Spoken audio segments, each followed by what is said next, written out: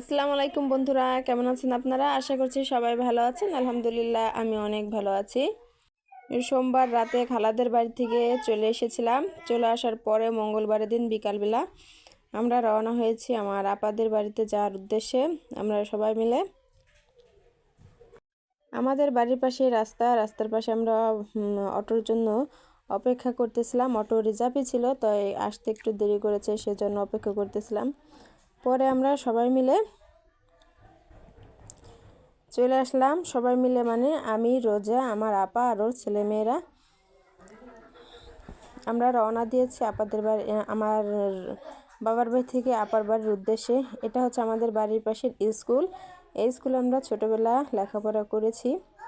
এটা primary school, primary সরকারি school. আসলে বাড়িতে আসছি 15 দিনের জন্য। ভাবছি এই ডিসেম্বর মাসে একটু বেড়াবো সবার বাড়িতে। রোজাও ঘোরা বেড়ানো খুব পছন্দ করে, সেজন্যই তাই আমি আমার আপাদের বাড়ি দিয়ে বেড়ানোর পরে যাব রোজার দাদু বাড়ি। দেখুন আমরা আপাদের বাড়িতে চলে এসেছি। রোজার উপসীর সাথে খুব দুষ্টুমি করতেছিল।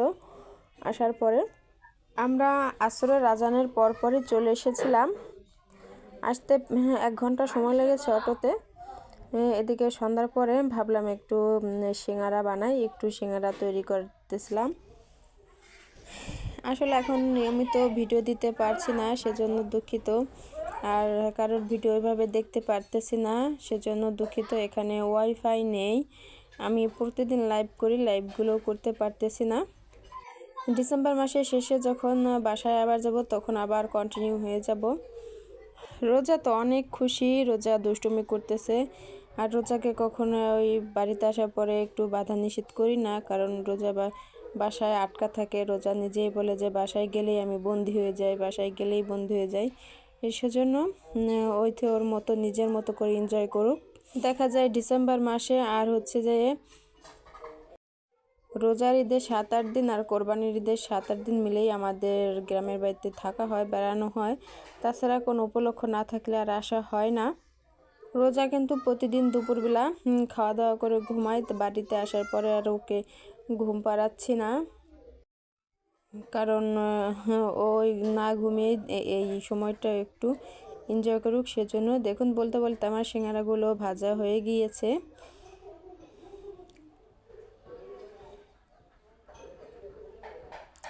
আর সিঙ্গারা আবার কোনো রেসিপি আমি দেইনি, কারণ সিঙ্গারার রেসিপি কিন্তু অলরেডি আমার চ্যানেল আছে, সেজন্যই। এদিকে রাতে ভাগ্নে একটু খাচ্ছিল দুধ ভাত, তার সঙ্গে একটু দুষ্টুমি করতেছিল, সেজন্য একটু ভিডিও করলাম। আসলে এই স্মৃতিগুলো রেখে দেওয়ার জন্যই ভিডিওটা করেছি, যেন একটু বোর হয়ে যাওয়ার পরে যেন ওই তোর দুষ্টুমিগুলো দেখতে পারে, সেজন্য। এখন কিন্তু অলরেডি রাত 9টা বেজে গিয়েছে। রাতে রোজা অনেক দুষ্টুমি করতেছিল। এখানে কিন্তু অনেক ধরনের খেলা খেলতেছিল। বাড়িতে এসে যেন মুক্ত আকাশে ঘুরে বেড়াচ্ছে।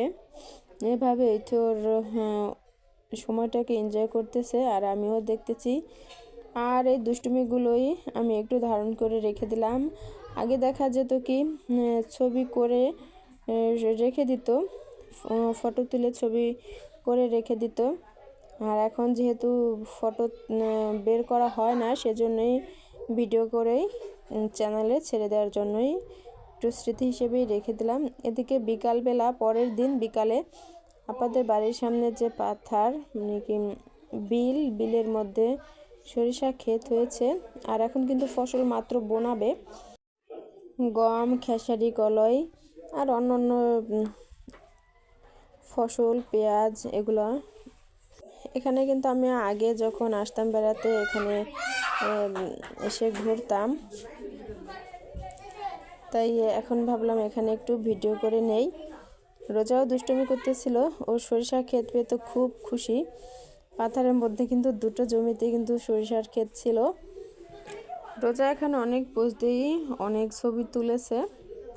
রোজা কিন্তু বাড়িতে এসে আর ওরা খালাদের বাড়িতে এসে একটা বান্ধবীও করে নিয়েছে।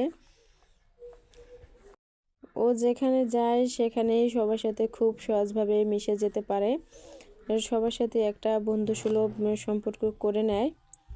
রোজা কিন্তু সরিষা ক্ষেত পেয়ে কিন্তু খুবই এক্সাইটেড, কতভাবে হাঁটতেছে, ছবি তুলতেছে, পোজ দিতেছে, লুকাচ্ছে। ও কিন্তু খুবই এক্সাইটেড এভাবে। আগে কখনো সরিষা ক্ষেত আসেনি তো হয়তো সেজন্যই।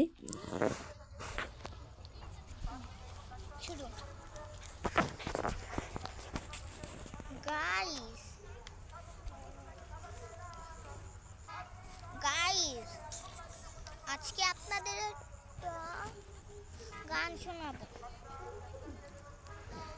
শুনেন তাহলে। এই সর্ষে খেতে একটা গানই শুনেন। ওটা গলায় গল গল দেখতে ভাঙে না, ওই পাড়ার শাশুড়িরা বউ চেনে না, তাই হাটে গেলাম, বেজে গেলাম, কিনে আনলাম আদা।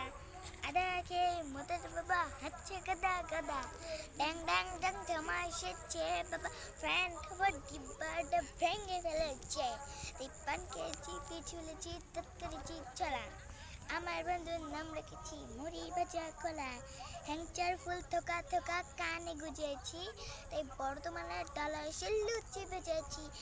এই বেশি তাকাস না, বিয়ে দিয়ে দেব, কেন্দ্র মরে যাবি। চলো। এতক্ষণ কিন্তু বুধবারের ভিডিও দেখলেন, আর এটা হচ্ছে বৃহস্পতিবারে আমি ভিডিও করেছিলাম। সকালে অবশ্য উঠতে একটু লেট করে উঠি, সকাল 9টা-10টা বেজে যায়। তারপরে এই যে আপাদের ঘরের সামনে, এটা আপাদের রান্নাঘর, এখানে মুরগির খোপ, এবার আরও একটা মুরগির খোপ আছে, এখানে কল, এখানে কিন্তু আর্সেনিক মুক্ত কল, 2-3 বাড়ির মানুষ আসে। আর ওপাশে আপাদের পুকুর, এখানে গাছের বাগান, এই যে মুরগির খোপ আরও একটা, আর এখানে জবা ফুলের গাছ। এখন কিন্তু ফুল তেমন একটা নেই, আগে অবশ্য ফুল ছিল। এটা কিন্তু আমার বৃহস্পতিবারের ভিডিও, বৃহস্পতিবার দুপুরবেলা রান্না, দেখুন তরকারি। আর এখানে দুধ লাউ রান্না করেছিল, সেই দুধ লাউ খাচ্ছিলাম আমি। এই রেসিপিগুলো ভাবে বসে করা হয়নি, তাই আপনাদের ব্লগ ভিডিওর মাধ্যমে একটু দেখিয়ে দিলাম।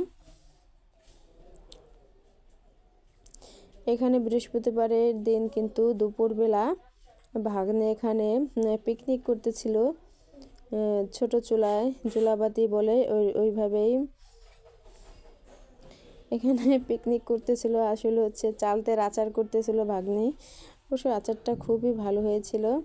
ছোট মানুষ যেভাবে যা করেছে সেই হিসেবে কিন্তু খুবই ভালো। আর জানেন কিন্তু জুলাবাতিতে যেভাবেই রান্না করুক, যাই করুক, এটা কিন্তু খুবই ভালো লাগে, খুবই মজাদার হয়।